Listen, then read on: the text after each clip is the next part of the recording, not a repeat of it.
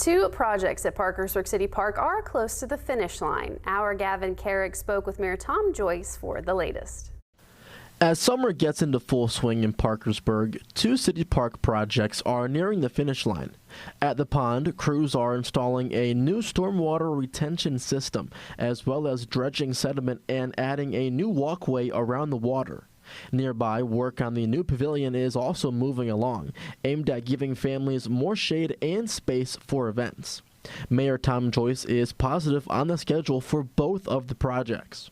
I think it's going pretty well. You know, on the pond project, they got awarded back in December. So those folks who remember how cold and icy and snowy it was, so they lost a lot of days early on in the contract. But they're clipping right along. Joyce was elected in 2017, and one of his big running points was upgrading city parks.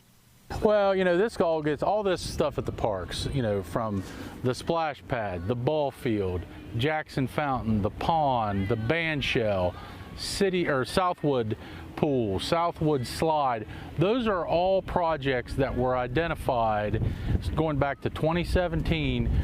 Now, both of these projects will be done before the summer ends. The pond will be the one that is done first, and then the pavilion shortly therefore after that. And after talking with Mayor Tom Joyce just for a little bit, one thing became clear, that this was a big part of the community.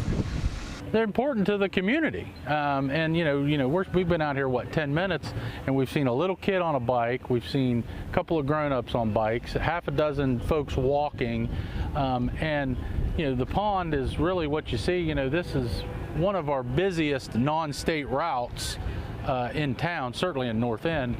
The city expects the pond first, then the pavilion, with both projects wrapping up in July. In Parkersburg, Gavin Carrick, WTOP News.